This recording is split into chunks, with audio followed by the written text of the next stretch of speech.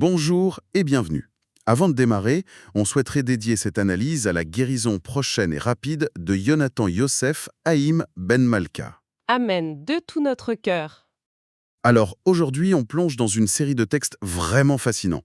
On a devant nous des commentaires de Rashi, des enseignements du Rabbi de Lubavitch, des histoires du Baal Shem Tov.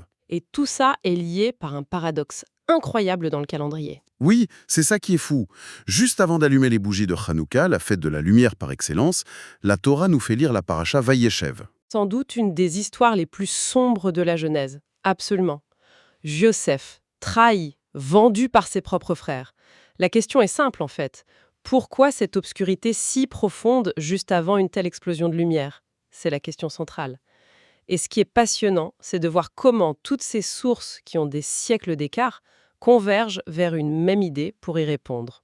Une idée sur la façon dont les plans divins se déroulent, souvent de manière inattendue. Totalement contre-intuitive. Pour illustrer ça, il y a une histoire qui est parfaite. C'est l'histoire d'un homme qui est complètement écrasé par les dettes. Il est au bout du rouleau. D'accord. Il se met au milieu de la rue, il lève les yeux au ciel et il crie « Maître du monde, sauve-moi. J'ai besoin d'un miracle maintenant. » Le cri du cœur. Exactement.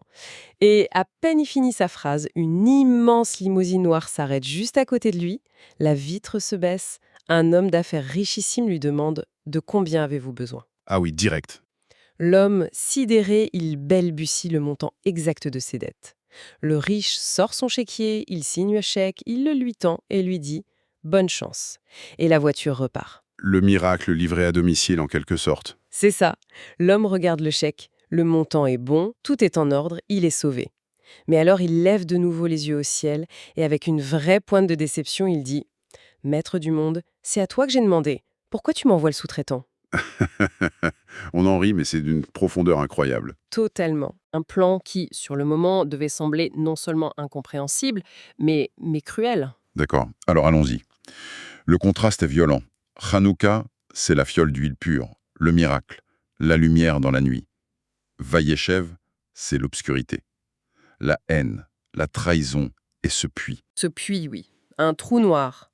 La question, c'est pourquoi la Providence envoie ce fils si aimé, Yosef Hatzadik, dans une telle épreuve? Pourquoi le jeter dans cette boue? Et les textes sont très précis sur ce puits. Le verset dans la Genèse nous dit « Le puits était vide, il n'y avait pas d'eau ». Bon, spontanément, on se dit « Au moins, il ne s'est pas noyé ».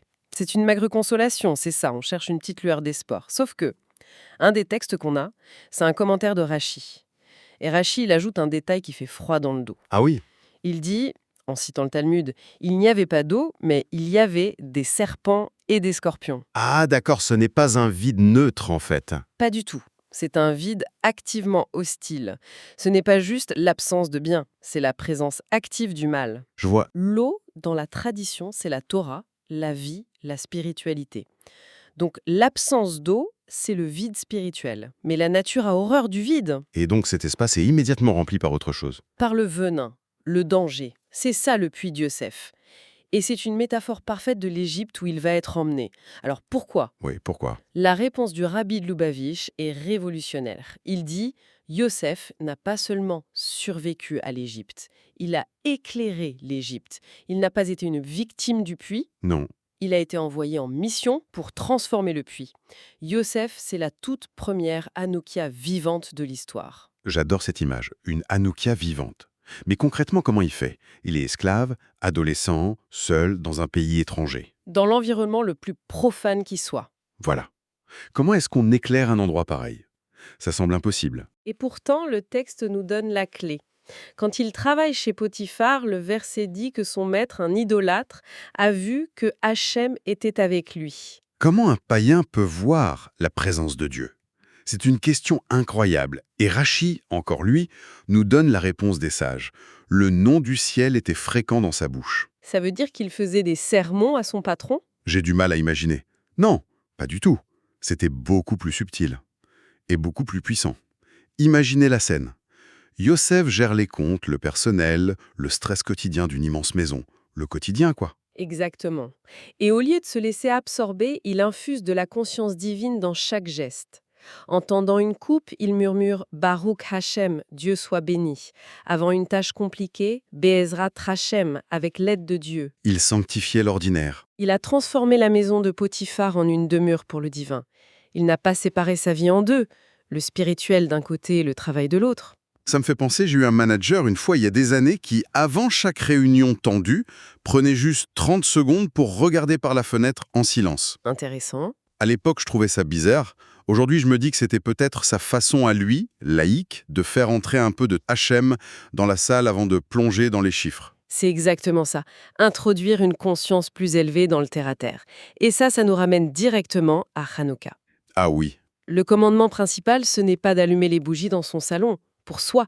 La mitzvah, c'est de les placer à la porte de sa maison, à l'extérieur. pour diffuser la lumière dans la rue, Dans le domaine public. Voilà. Là où on l'attend le moins. La mission de Yosef, c'était une mission d'Hanouka avant l'heure. donc si je résume l'idée, l'épreuve n'est pas une punition, mais une affectation. On n'est pas tombé dans le puits, on y a été envoyé. Précisément. Et cette idée est un pilier de la pensée du Baal Shem Tov, le fondateur du hassidisme. D'accord. Il y a une de ces phrases rapportée dans le Hayom Yom qui peut changer une vie. Il dit « Une âme descend dans ce monde et vit 70 ou 80 ans uniquement pour faire une faveur à un autre juif, matériellement ou spirituellement. » C'est vertigineux. Mais pour être honnête, ça peut aussi être difficile à entendre. Comment ça?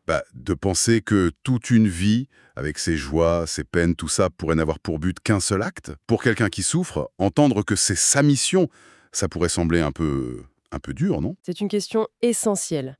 Et la réponse n'est jamais de nier la douleur. Jamais. La souffrance est réelle. L'idée n'est pas de dire « ne sois pas triste C'est de donner un sens. ». Voilà. C'est une boussole, pas une anesthésie. Elle nous dit que même dans le noir le plus total, il y a une étincelle à révéler. Et cette révélation donne une valeur infinie à l'épreuve. D'accord. L'histoire du Baal Shem Tov et de l'oblagiste l'illustre parfaitement. Je vous écoute. Le Baal Shem Tov voyage avec ses élèves. Ils arrivent tard dans un petit village. Ils trouvent une auberge miteuse, tenue par un homme simple, un peu bourru. Pas très accueillant. Pas du tout. Les élèves disent « Rabbi, partons, ce n'est pas pour nous ». Mais le Baal Shem Tov insiste pour rester. Il s'assoit avec l'aubergiste et il commence à discuter avec lui. De Torah. Le grand concept. Voilà. Non, de la vie, comment vont les affaires, la parnassa, le gagne-pain, c'est dur. La santé, les enfants, Il s'intéresse à lui, vraiment. totalement. Et petit à petit, la carapace de l'homme se fissure. Son cœur s'ouvre. Et à un moment, il pousse un soupir. Un de ces soupirs qui viennent du fond de l'âme, un krechts en yiddish. Oui. Et il dit « Rébé, c'est dur, mais Baruch Hashem, on est en vie. Ce même Baruch Hashem que Yosef. Le même. » Et à cet instant, le visage du Baal Shem Tov s'illumine d'une joie immense. Plus tard, il dit à ses élèves « Sachez que tout notre long voyage n'avait pour seul et unique but que de permettre à cette âme ici de prononcer ce Baruch Hashem sincère du fond du cœur. » C'est bouleversant. Ça veut dire que ce qu'on voit comme l'histoire principale de notre vie, notre carrière, nos projets, nos soucis, Tout ça n'est peut-être que le décor. Le prétexte. et la vraie mission, la raison d'être de notre âme, pourrait être un seul mot gentil, une seule bonne action. Exactement. On est tous un peu Yosef. On se sent tous à un moment dans un puits. Un travail sans âme, une situation compliquée, un sentiment de vide. Un endroit sans eau. Voilà. Mais ce que ces textes nous disent, c'est qu'on n'est pas là par erreur. On est là en mission, en shlichut. L'obscurité, ce n'est pas un échec, c'est notre matière première. Alors, concrètement, à l'approche de Hanouka, comment on transforme ça en action? Quelle est la leçon pratique? La mission est simple en apparence, mais elle peut tout changer. Demain matin, en arrivant au travail ou en commençant sa journée. L'idée, c'est de ne pas juste chercher à passer la journée. À survivre jusqu'au soir. Voilà. Mais d'adopter consciemment la mentalité de Yosef, se dire « Je suis ici en mission ». Mon but aujourd'hui, ce n'est pas que ma to-do list, c'est de trouver une occasion d'éclairer. Pas besoin de faire un grand geste. Surtout pas. La lumière de Yosef était discrète, des murmures. Ça peut être de dire un bonjour vraiment chaleureux à quelqu'un qui est souvent ignoré. La personne invisible du bureau. Exactement.